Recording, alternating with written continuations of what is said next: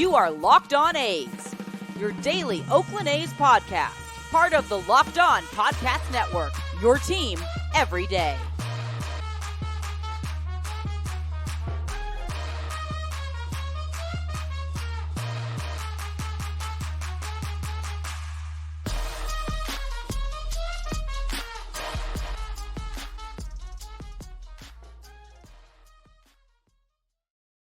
Hey, gather round, children. Welcome back to another episode of Locked On A's. I'm Wayne Coy.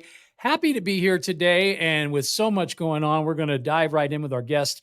But before we can do that, we do need to let you know that today's show is brought to you by our friends at Jace Medical. You can empower yourself when you purchase a Jace case, providing you with a personal supply of 5 antibiotics. We want you feeling good so you can fight the fight and treat 50-plus infections that are out there just waiting to get at you. We don't want that to happen. So you get yours today at jasemedical.com. That's JASE medical.com. And of course, we want to thank you for making us your first listen every day. Locked On A's, part of the Locked On Podcast Network. Here's one of those shows that I've been kind of waiting to do, and it's taken us a minute to connect because our guest today is a busy man. Alexander Marks, welcome to the show. Happy to be here, Wayne. Boy, am I happy to have you here. I've been obviously paying attention to SchoolsOverStadiums since you were born, which would have been, about June, I think. So we've followed the bouncing ball since then, but I don't know that I've followed it completely. So for the uninitiated and the unwashed, could you do us a favor and back all the way up and explain, first of all, what NESA is and how that gave birth to this particular movement? Yeah, so NSEA is the Nevada State Education Association. We have been the voice of Nevada educators for over 120 years. We represent teachers, education support professionals, and other licensed professionals throughout the state of Nevada. How we got here essentially is misguided priorities of the state of Nevada. We're 48th in the nation in public education funding. We've got the largest class sizes in the nation. We've got the highest vacancy rate among educators. And a publicly funded stadium is not going to solve any of those problems. I like to say this SchoolsOverStadiums movement kind of got born on Memorial Day because that was the first day we actually saw language that would try to bring the Oakland Athletics to Las Vegas. We were successful in kind of killing that bill, but it really delayed the inevitable when they called the special session to just jam it through and give John Fisher that $380 million of public funds.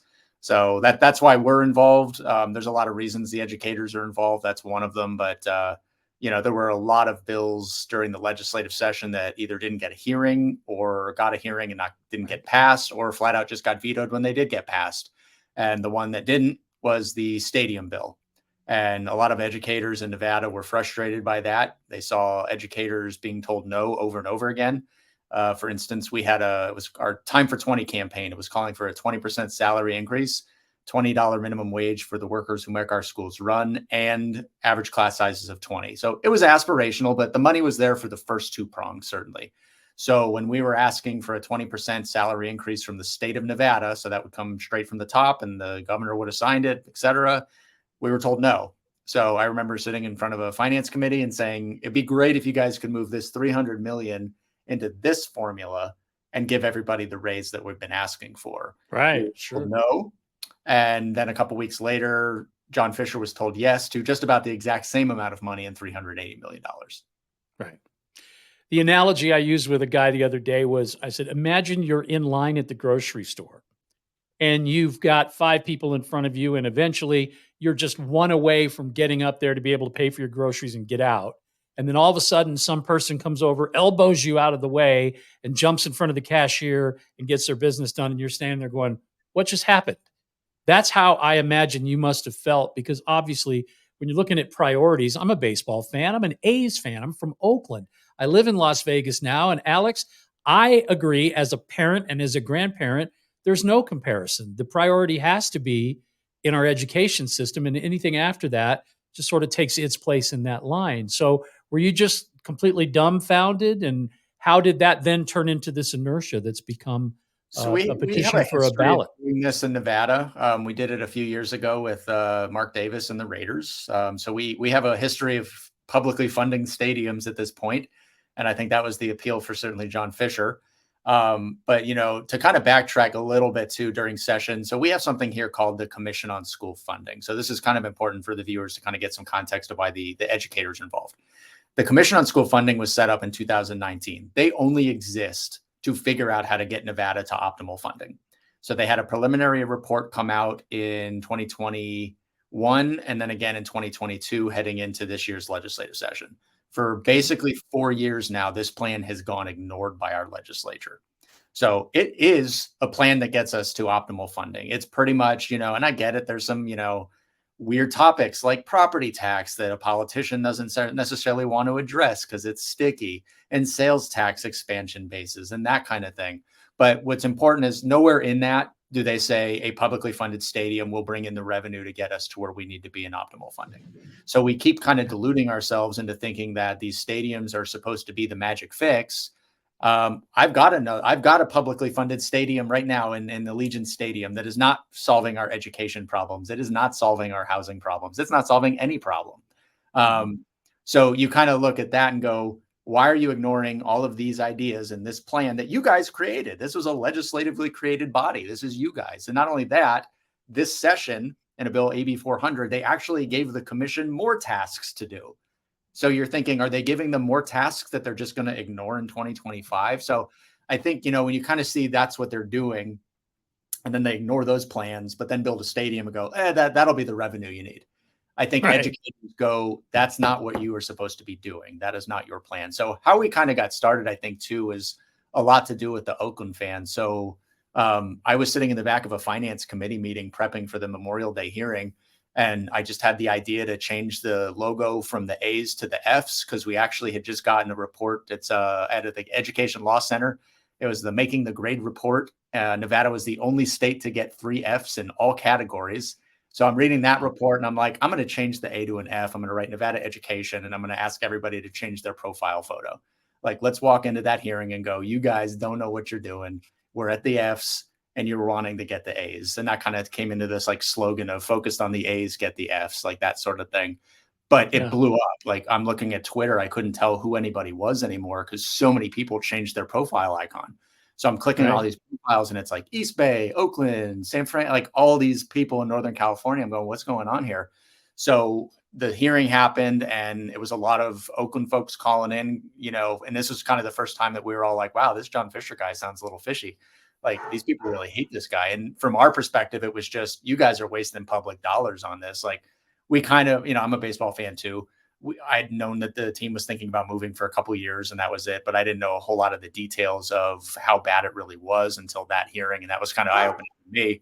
But after the regular session, we were talking as a team and I'm like, there's something here, man. These folks are activated. They're advocates in every sense of the word. If we can figure out how to keep this momentum going, whatever that meant at the time, we need to pursue that. So I think that's kind of how the crux of Schools Over Stadiums came out. Cause we're like, well, if we pursue this, then Oakland's going to be on board with us. And maybe we just have this like army of, like I say, I'm sitting in the cheap seats most of the time. Like, let's have those folks. Those folks are the ones that you want on your side because they're the ride or dies. There's the folks who truly get how bad things are because, again, like, we always say in Nevada, our educators are relegated to the cheap seats. Everybody knows what's best for them, but the ones who are in the classroom, they're on the school buses. Right. Were you surprised by the energy, the collective energy of the A's fan base? Absolutely. I'm still impressed every day. I think, I'm seeing them fly signs over Arlington and planes with the 68s and all that. Like, it's great. I love seeing that. My colleague. Because I would imagine your impression of the A's fans was those empty seats that we've been seeing for years and years and years. And you're thinking, well, there's really not a fan base there anyway, right? Little did you know, they've been kind of hibernating, waiting for this guy to get out and sell the team. Right. I think that was what was and I don't think the legislature fully understands that now, but I think at the time you're kind of thinking, oh, okay, now they just didn't want to give this guy money. Like, why would you give John Fisher your hard-earned money to go sit in a stadium that he's not investing in for a team that he's not investing in? But I mean, even just outside of the activation or the advocacy rather, I mean, these people are donating money to Donors Choose programs. They're clearing the lists for educators. They're buying them school supplies in Nevada because they feel so bad for how poorly mistreated our educators have been for decades out here, that they're just out of the kindness of their hearts sending them school supplies. And I mean, even parts of the stadium, like some of the little I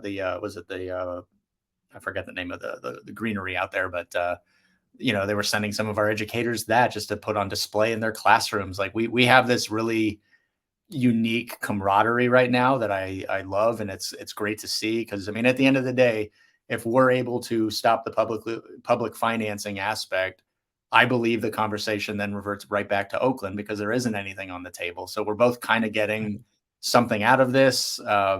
So it's a tactical alignment. I don't think the Oakland fans are under. I don't think they're delusional to think like if Vegas fails that it's automatically coming back to Oakland and Howard Terminal is getting built tomorrow. Right. But there is nothing else on the table if you take Vegas off the table, and that's what we're all working to try to do, because it's not only that, but it's also just a bad deal, right? You're pitting communities against each other. The legislature knew that. That's bad form. We don't appreciate that.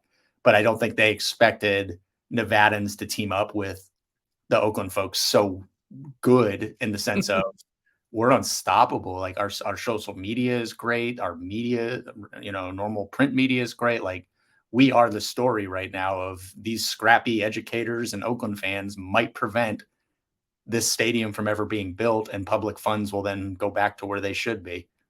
Hey, they don't call them the swinging A's for nothing. I have to take a quick break, but I certainly want to dive back into what was happening with the legislators and how you reacted, and then move from there. But before I do that, a real quick point about reacting, and that's reacting when things aren't so well at home because you're not feeling well. Well, I don't know about you, but it's easy for us to get fired up about our team, of course. And we love it when things happen the right way on the field. We want them to happen the right way for you too, as it relates to your health, whether you're on an extended travel mission, whether you're on vacation at home, whether you're just a work-a-day person and you don't have time to get to the doctor. Jace Medical is here to help you with life-saving antibiotics and a long list of daily medications that can be ordered in a 1-year supply. You can go online right now. I did it. You should do it. It's jacemedical.com. And what you're going to get is your 12-month supply of your daily medication. And remember, when you get there, you use this promo code. It's locked on when you check out, and you'll get a discount there as well. Customers love it. They say it's kind of nice to not have to worry about things for a year. If you or somebody that you love wants that peace of mind, so you're not stuck somewhere, not able to get to your doctor, get to your pharmacist, or get well, then you need to do what I did, which is reach out to Jace. JaceMedical.com. See if it's offered for you. And remember, when you get there, use the promo code Locked On for $20 off. Also, don't forget, Locked On has launched the first ever national sports 24/7 streaming channel. Alexander, we're going national, baby. We're on YouTube, Locked On Sports Today, covering the top sports stories of the day. As far as I'm concerned, there isn't one bigger than the one we're talking about right now. So welcome aboard to our brand new network as well. Alexander, you're sitting there in the courtroom. What was the one thing that happened that transpired where you went, what was that? Was there a thing that happened during this legislative session where you were just thrown because you thought for sure it was going to go another way and then it went that way? Yeah, I think, when you're seeing some of the delays, it's kind of, it's all, no pun intended, inside baseball sometimes, but you're seeing an 8-day special session. So that, I think, gave a lot of folks some, I guess, false hope now that we know that. Because it's like, well, do they have the votes? Why is it taking so long? If they're trying to ram this through, just ram it through. So if they all wanted to do it, then they didn't do it. So I think that was kind of the biggest surprise of okay, so you just wasted 8 days. You were going to do it anyways. But I think the gut punch for me personally, and I think for a lot of our educators, there was really no politics being played, it seemed. So for instance, there was some bills like housing and related to education. There was about a $43 million allocation for universal school lunches for the next 2 years. So this was a bill that had not been signed during special session. The day after that, the legislative Democrats gave Joe Lombardo his stadium, he vetoes the universal free lunch bill. Now, right. I don't know anybody in the world, well, except Joe Lombardo apparently, that thinks giving kids free meals at school is a bad idea. This is a great idea. We've seen it work during COVID. if people don't think that sometimes the only two meals a student gets are at a public school, they're naive, because that's what's happening in our state and states all around the country. And a lot of times they save some of that meal and they bring it home for their little brother or sister who might not have any food either. It's true. So Yeah. if it doesn't break your heart to hear that, then, that's what's happening in our public schools. So when that bill got vetoed the day after he gave them a stadium, that's the stuff where you kind of go, were you not giving the governor a bill list of going like these 5 or 10 things get signed or you don't get your stadium? Because these are bills that help with rental and housing assistance and evictions and food for kids. And you're not going to say, okay, then if you don't sign those, we're not giving you a stadium. Why would we give you a political win when you're going to gut punch our children and, tell them that, sorry, you have to go hungry now. So I think that for me was just like, wow, like you guys, you just, you got no idea what you're doing like that. It should have been sign these or we're gone. We'll gavel out today. We don't care because I think too, what's kind of interesting is I don't think most of them really care about the stadium. They're not out there promoting it. Nobody seems really proud of it. The MLB might actually be approving a Major League Baseball team for Vegas this week. And I don't hear anything from any of these folks. Thank you. Can I just say that I've defended my own personal perspective on that more than I would like to, or I feel like I should have to. I live here. I'm from the East Bay. Okay. I was raised with the A's. And by the way, free lunches in the Oakland schools because mom worked 2 jobs and we couldn't afford the lunch. Okay. So I'm 100% in lockstep with you there, but I do have to tell you, everywhere I go, and I'm pretty active, I don't hear anyone talking about the fact that you're possibly about to get a Major League Baseball team. There's no there. There's nobody excited about this at all. And I think the irony too is that I think close to 15 to 20 elected officials from Nevada flew to Washington, D.C. to watch the Golden Knights get presented with the jersey and everything from President Biden. And it's like, so wait a minute, you flew for a homegrown expansion team that was privately funded. Like you get the irony the same week that you're not saying a word about the one that you've publicly funded. So I think, we like our homegrown. That's fine. We would love to have that. I think that's, I think one of the misconceptions about what we're trying to do is that we hate baseball or sports, and we don't. It serves a purpose for the community. We just don't think the taxpayers should have to pay for it. If they are as lucrative as endeavors as everybody who gets paid to say they are, then do it on your own. John Fisher's a billionaire. He can't front the other 380 million. He needs the state of Nevada to do it. Well, we're watching F1 right now lay a big old egg here in the city, and I think that's and I know. Yeah, I'll be interested to see what happens with that if that's going to put another bad taste in everybody's mouth. But I think I think that's kind of interesting too. Of people are just done with that already, and the race isn't even until Saturday. But we're done with it. I hate the traffic. I hate this. It's annoying. They'll come in, they'll dump on our city, they'll screw up our taxis, they'll not tip our people, and then they'll leave. Yeah. You don't get that with like the homegrownness. You know what I mean? And I think that's kind of what it feels like the A's are doing, where it's like, we found a bunch of suckers to do all this stuff for us and we'll do it. And, we're not really going to invest in anything, but it's there for us. It sounds like that, because that's what it is. Okay. Right. I need to ask, when you got organized, I'm going to raise my hand. I was within the first 2 weeks, I reached out to your organization and said, sign me up. How do I go? Let's do this. Let's go get signatures. I was ready to hit the ground running. So don't get it twisted. I'm absolutely biased. Okay. I'm not a journalist who has to play the gray. I'm telling you right now, I'm down with the cause, and I wanted to be involved from Jump Street. And then I realized I haven't heard anything back. What I didn't know was you were being sued. So could you kind of explain how that all happened and how you ended up in front of a judge and having to defend what you're doing versus lobbyists? So we filed our referendum in early September. From there, you basically have 15 days where somebody can challenge it, right? So they can challenge what's called the description in effect, which says, it's confusing, or you didn't print this right, or blah, blah, blah. We fully expected to be sued. Most people who file these referendums expect to be sued. We didn't expect to be sued by what I think are literally the 2 worst plaintiffs they possibly could have found. They found the literal A's consultant, and they found a lobbyist who lobbies for the Review Journal, which is the paper of record in Las Vegas, or Nevada, rather.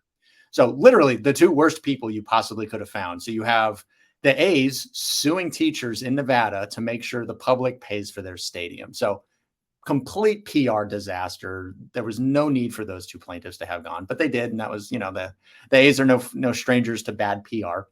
So we felt very good about our language walking in. This week, we did file our appeal to the Nevada Supreme Court to overturn that lower court decision. It was disappointing that it didn't work out the way it did. Unfortunately, it's very, very common for this to happen. It's going to happen to pretty much every referendum that initially gets filed. So we've already appealed. So, we're in high spirits. We're still, our resolve is still to give everyday Nevada voters a voice. And we're confident that when this is on the ballot in November of next year, that people are going to say it's schools over stadiums and not give John Fisher his stadium. I think, when you see MLB's concerned about this, there was an article in the LA Times a couple weeks ago that they're paying attention to this. This throws a big wrench into things. Like, it's not done. We would have preferred it worked out the way it did. It didn't work out, but okay, we have legal mechanisms. We'll appeal. We're going to ask for an expedited hearing on the matter. Even the judge during the hearing said two things, which I enjoyed. One, there's plenty of time before July, so you guys have plenty of time to go gather signatures, which is true. But he also said he's also still inclined to build schools over stadiums. Right. This is an argument people just can't get around agreeing with, even when they're ruling against us. So, we feel good about that, so we'll see what happens with the appeal. Worst case, the court says you're good, or no, best case, court says you're fine. Worst case, court says you need to change this, change that. We disagree. They'll handhold us through. I think that would prevent the A's from suing us again. We'll refile and then we're good to go. We'll start gathering signatures. So we'll have Wayne. We'll have you out there with us, Wayne. I'm ready. So, so that I have that straight, though, the Supreme Court has the ability to just overrule the decision that you already got, which was that your language wasn't, according to them, it was confusing and you didn't have enough detail there and all of that. But you could go now to the Supreme Court and they could just say, hey, as far as I'm concerned, this is cool. Go ahead. Yeah. Which do you anticipate? Do you think that it's going to be the appeal that gets you moving in the right direction, or are you going to have to repetition for the referendum? It's tough to say. I think our language was fine. So I think, if we just have to print the entire bill, fine. That's a printing cost. So that's it. I think, our position's the same. As we don't think there was any issue with it. The way we're interpreting the statutes are correct. I don't know how adding another 40 pages to the full page for the full pagination on the referendum makes it clearer to folks that they have the entire bill. The way we're reading it is you only need the section you're trying to repeal. So there's stuff like that, look, if the court agrees with us, great. If not, then we'll fix what they want and we'll refile. But if you're a betting man, what would you say the odds are that let's say by mid-December that you're going to have cleared all of those hurdles? What would you say the odds are that you will have done that? It's tough. I can't bet on court dockets. I don't know how busy they are. I know they're busier than I am, and I'm pretty busy. But I was kind of hoping that you could, so I could use it as a lead-in for my FanDuel commercial. Right. Exactly. Oh, okay. Well, yeah. Because I don't know if you know this or not. On FanDuel than this one because we can't bet on court proceedings.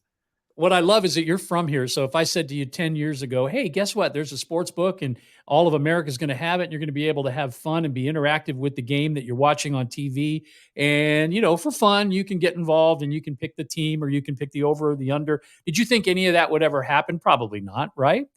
Well, FanDuel's here to say that times have changed. And so because of that, which we'll, by the way, reference again here in just a few minutes, if you bet $5 on a money line bet, and you win and you're a new customer, then you're going to get $150 in bonus bets from our friends. And we say that with all the energy in the world. They are our friends, FanDuel. They want you to know if your team wins, you win. So get involved. The app's easy. You just download it. Spreads, player props, overs, unders, all of that.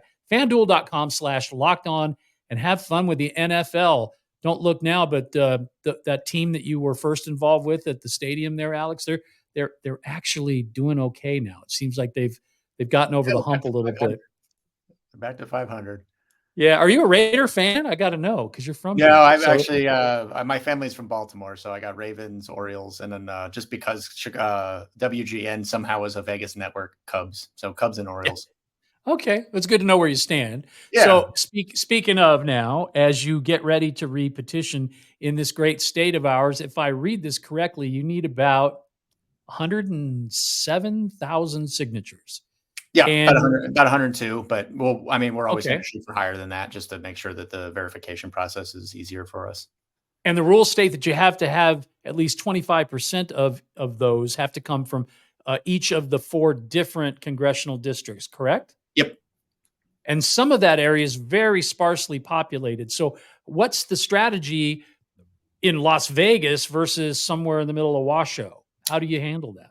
So the 3 out of the 4 congressional districts are actually in like metropolitan Las Vegas, so they'll all intersect. So you can hit 1, 3, and 4 just in Las Vegas and Henderson and those areas. Oh, okay. Very, very Gotcha. populated. Congressional District 2. So this is kind of fun because I love seeing people debate this online. Congressional District 2 is very big, right? It covers everything from Elko all the way over to Carson City, Douglas, that area. But you Well, can just say Winnemucca for fun, would you? Yeah, exactly. I don't know if anybody's ever mentioned Elko on this show, but I did it. You did it. But what's interesting is you can get all those signatures in Reno. You don't have to go to Elko. You don't have to go up to Humboldt. Reno is densely populated as well. It's just, it's a very big county. So a lot of the efforts would be geared towards Washoe County because that's where the most population would be. So, I think folks kind of think sometimes like, wow, it's going to be tough to get the rural signatures, but one, we're out there with our unions up there very strong. They're excited about this campaign. There's no benefit for a publicly funded stadium in Las Vegas to them. I also like to always point out too, if you live in Reno, it's only a 3.5-4 hour drive to Oakland to go see the A's play currently. And it's an 8.5 hour drive down to Vegas to go see the A's if they play there. So I think there's folks who have done that. There's folks who drive over to the baseball games and do that kind of stuff. So when we travel around the northern Nevada and the rurals, like it's not going to be that difficult to get the signatures up there. I mean, we're going to have to organize, we'll figure out those efforts and all that. But, just because they're, rural areas, like we've got a plan. We know how to reach our members out in those areas, but you can get a lot of signatures just in Reno alone, if not all of them. Now you've benefited, I suppose, by the fact that you've already had the court sort of tell you where the I's are and dotted and where the T's are crossed. So I would think that this is like once you get, what do they call it, clearance for liftoff, it shouldn't take you long to mobilize because you've had time to sort of stop and think about it. Do you have the money though to be able to fund the effort? That's what I'm curious about. That's the thing. So we're constantly fundraising. We're aggressively fundraising for both the referendum and our constitutional challenge. So right now it's kind of a parallel track. I believe we almost have all of the money for the constitutional challenge, which is great because we're going to hopefully file that in the next couple of weeks. I'll mention that in a minute. The referendum is going to be about $1 million, $1.5 million, depending on the efforts and the vendors and what signatures cost to get at that point. We're not there yet, nowhere near there, but every day is fundraising day. I think once the ownership meeting happens on Thursday, I think, we're the only ball game in town, I think, so to speak. I think a lot of folks thought that the greatest threat to relocation was the ownership meeting, but I don't think, I think they forgot about us. I think we might be we might have that distinction. I don't think Rob Manfred forgot about you at all. Let me just say that. Okay. So I'm glad you brought up the lawsuit because it sort of was like, oh, you're going to sue us. Well, guess what? We're going to sue you. So tell us about the most recent step that you guys have taken to be able to sort of stop them in a different way than you had maybe thought you were going to be. Yeah. So when we launched in June, we said we were going to pursue every option to ensure public money was not used to fund a stadium. So we're keeping consistent on that mission. We're just, again, on parallel paths with the referendum. But when we were pursuing the referendum, to block the ability to pay back the bonding from state tax dollars at the stadium, we were kind of just like, let's have some folks look into the conflicts a little deeper. Like there's something there. We know it is because you hastily put together a bill like this. There's bound to be some mistakes. Sometimes those are big mistakes. Sometimes they're small mistakes, but even small mistakes can invalidate part of it or the entire thing. So I think, when you look at the conflicts, what our attorneys are saying, the release we had yesterday is the 5 areas that we believe are violated. We will have more detail on those certainly when we file the complaint, but we wanted to let folks know that, we're there. We're out there every day. I know these folks are probably very annoyed with us at the legislature, and I'm sure I'll get some more dirty looks from the stadium authority members and all that kind of stuff. But, I think after our months of organizing with Oakland folks and our union folks, our commitment to blocking the use of public funds on this project's only going stronger. We believe that this bill was riddled with constitutional issues due to how hastily together it was put and violating 5 sections of the Constitution. I think it could validate partial or the entire thing. But if it's invalidated, that's great, because that prevents public money from going to education. And this thing's, like we always said, it's a house of cards. I think, outside of the efforts we're doing, we don't know where he's getting the money. I mean, for God's sakes, we haven't even seen the renderings on this thing. They're going to approve a move tomorrow, and nobody even knows if this thing looks like a dome stadium. It might be the, I think I called it the Tropicana, the new Tropicana in Las Vegas Boulevard field, because it might look like Tropicana Field in Tampa. Nobody knows what it looks like. They're playing in a hospitality suite in the second tower up on the third floor. I think, but we don't know the funding.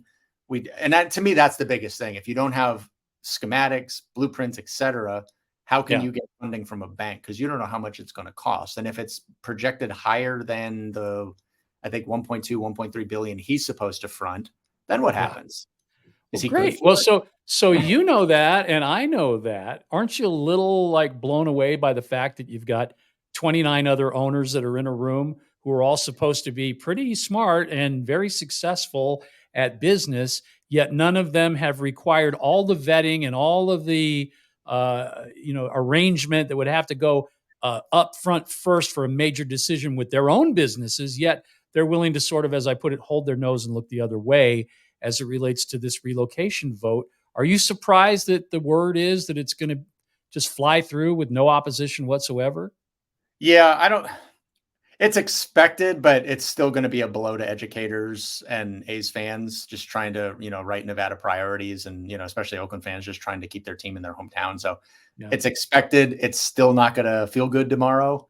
But I think, they're supposed to do their due diligence, right? And I don't think they have a whole lot of answers to be able to approve this. I'm sure they will justify it however they're going to, which is probably, I just want this off my desk. I'm tired of getting care packages, as beautiful as they are. Yes, I love the hologram, but stop. Right. Yeah. They're folks that aren't used to being lobbied like this. And, they're probably just very annoyed and they want it off their desk. It's like, if you're at an office and somebody emails you something you don't really want to do, and you just, send it off, like, it's off my desk. It's somebody else's problem now. So I think that's probably a good analogy of what they're trying to do. But again, they should have some due diligence. You're moving from a very, very large market to the 40th smallest. We don't know what this project looks like. The PR itself has been abysmal. Locals can't stand it. If locals hate the Formula One race, that's only been for 6 months. This team's wait till they rip up Tropicana and Las Vegas Boulevard. Right. And then for 30 years, we're going to have this team here. So it's like Formula One for 30 years. Like, congratulations. So I think, if that's it, you also have to look at the community, right? Is this a community that wanted this team to begin with? I think if you look at the opposition and who's supporting the team, everybody I know that is supporting the team is being paid by the team. Right. The unions are being paid by the team. Their consultants who work for the unions are being paid by and look, these are our labor brothers and sisters. I don't want to sound like there's ill will, like our position, because we're a labor union, right? We work, NSEA is the Nevada affiliate of the NEA. That's the largest labor union in the country. So we're union strong, like as anybody else is. I think the way we qualify that is, if you built the Howard Terminal project, that's a $12 billion project. It's a lot of union jobs in Oakland. A lot of union jobs, right? But if you build a $1 billion project down in Vegas, not as many union jobs. So if you really wanted to create union jobs and that was your goal, you go to Oakland and build this thing. So that's how we qualify being, kind of on the opposite tables of our labor sisters and brothers. But I say that to say most people who are supportive are either going to be working at the stadium, so they benefit financially. They're being paid to say it, or they're lobbyists for the A's, which I think 90% of registered lobbyists apparently are, based on the pictures I've seen at the stadiums or the legislature and online. But they've got a lot of lobbyists. They're paying a lot of people to do this. But again, we love baseball. I personally would love a major league team, but I want an expansion team. And I don't want to pull a team that you guys will love more than Vegas ever will because it got here for the wrong reasons. I couldn't have put that any better myself. Thank Right. you. I 'Cause try. that's totally what it's about. So is there a part of you at all that thinks that there's any chance that there are 8 no votes tomorrow? I always hold out a little hope. I mean, look, I'm a politics guy at the end of the day. Like I try to whip votes and I try to pay attention to who you might be able to flip. And if you get a Yankee and a Dodger owner who say, no, like I don't want to deal with the revenue share. I don't think Yeah. Fisher's gonna be good for this league.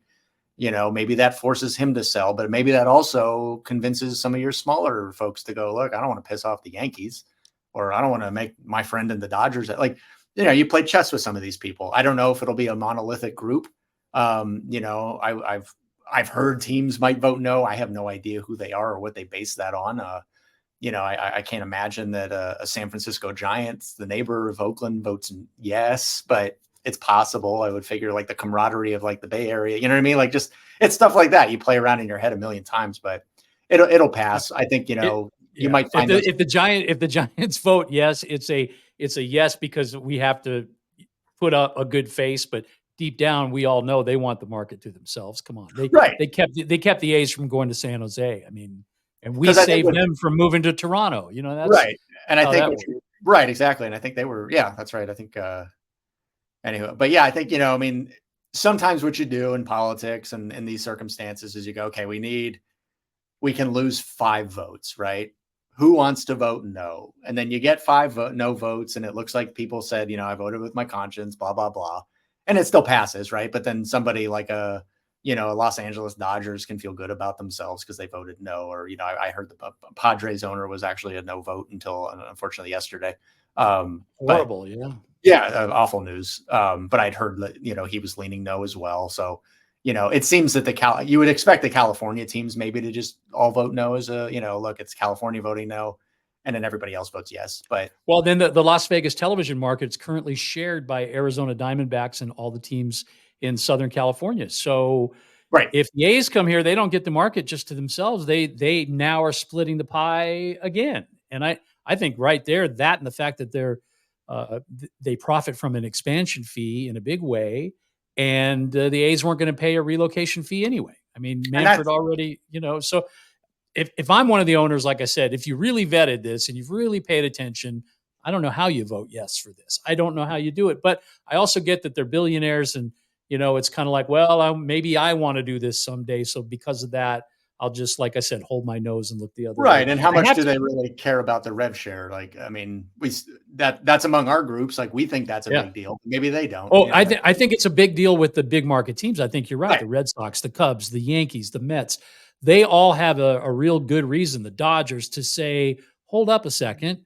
We're writing a welfare check every single year, and we don't see that money is being put back into the team or into the facilities. It's going into a billionaire's pocket. And for that reason alone, I'm bugged by it. I heard that Steinbrenner's really upset about having to do that every year. So yeah, that to me is where the no vote should come from. But everything I read and hear is that this is just a foregone conclusion. And tomorrow, Manfred's going to sit behind a podium and tell everybody that this is done and over with, and the great and powerful Oz has spoken. So we'll see. Yeah. I have to, before we let you go, Alexander, I got to ask you about this because I hear about it often online as I'm talking about your efforts and what you guys are up to, and how obviously we want to see I believe that the public deserves to have a say. And if they get it, my gut, my spidey senses tell me this isn't even going to be close.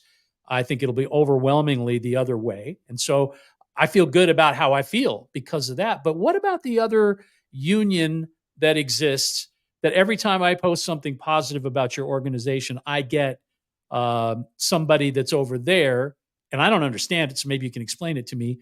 Is it just jealousy, or do they feel like you don't represent them? Are they aligned with somebody else that you're not aligned with? Why are they so adamant to say, oh, this is DOA? Don't pay any attention to them. They don't matter. Even the teachers don't care. What do you have to say to those people? I wish I knew why they were like that. They haven't said if they're supportive or in opposition to this effort. we think everybody in education would be supportive of any effort that's especially called Schools Over Stadiums.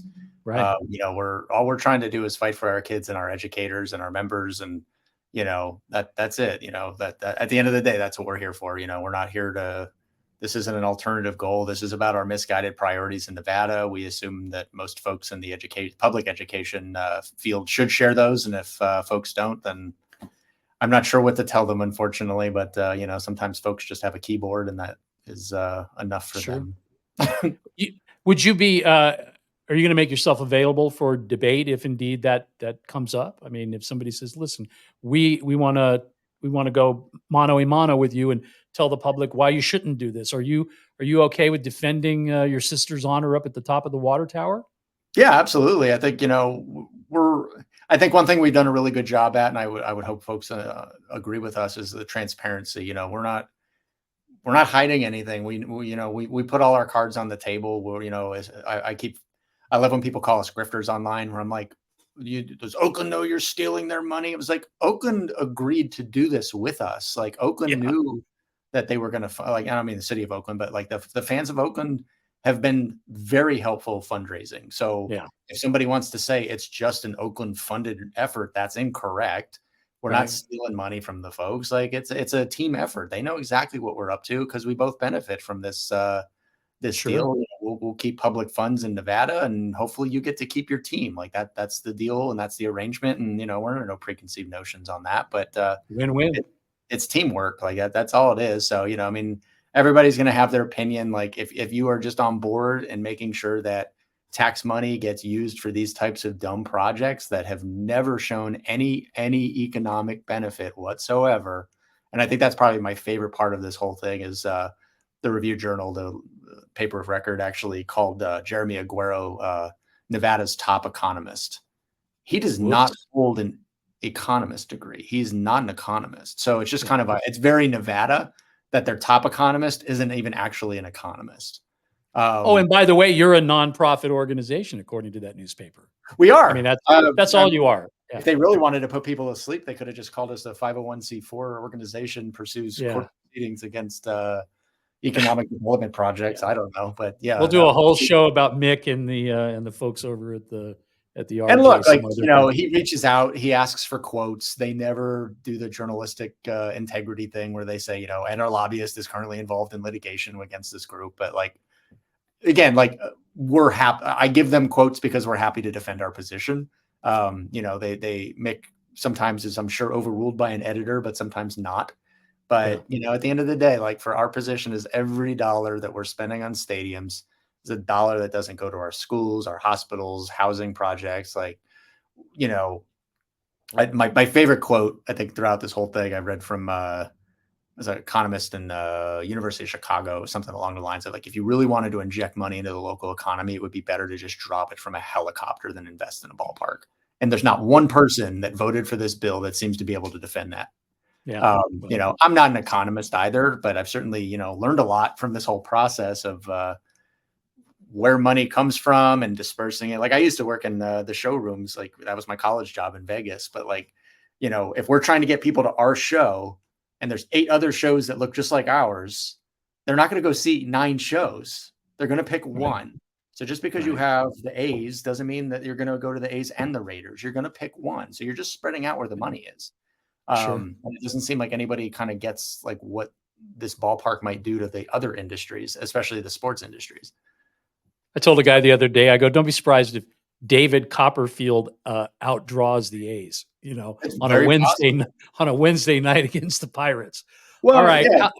I gotta ask you before we split, because we do have to go, but I need to know, if I want to help this organization that you've convinced me I should believe in, Schools Over Stadiums, what a great cause. How do I get involved? Is there a website? Is there a phone number? What do people do? Yeah, so you can go to SchoolsOverStadiums.com. We keep that active all there. That you can go the donate links right on there, the volunteer link if you want to go help us gather signatures in a grocery store parking lot next year, hopefully very early. That's great. Right now, if you can throw in some money just to get us over that hump for our litigation and constitutional challenge and referendum, that's great. We're very, very active on social. the Oakland fans are as well. Like we have a good time on there some nights, most nights, especially when John Fisher says something very stupid and tone deaf like he did yesterday. But, very, very active. Like we keep folks up to date. We're, so if you want to get active, probably Twitter is the best page right now, but we have the website. We keep everything updated. You can find me on there. I think my Twitter handle is right below my name. So reach out. We're always trying to get back to everybody within a couple hours. Like we're keeping very busy. This is a priority for us. Things move quick, but we want to make sure that we're doing well by our educators and our friends in Oakland. Well, like you, we'll be watching the festivities tomorrow out of Arlington, and we're certainly going to be helping out where we can and applauding your efforts along the way. Schools Over Stadiums. We went long, but you know what? This was long overdue, so I'm glad we finally connected. Thank you so much, Alexander. Appreciate it, man. Alexander Marks right there. I'm Wayne Coy right here, and we're going to be back here tomorrow because that's what we do. It's your daily podcast, of course, Locked On A's. Thanks for being here. Until next time, you keep on swinging.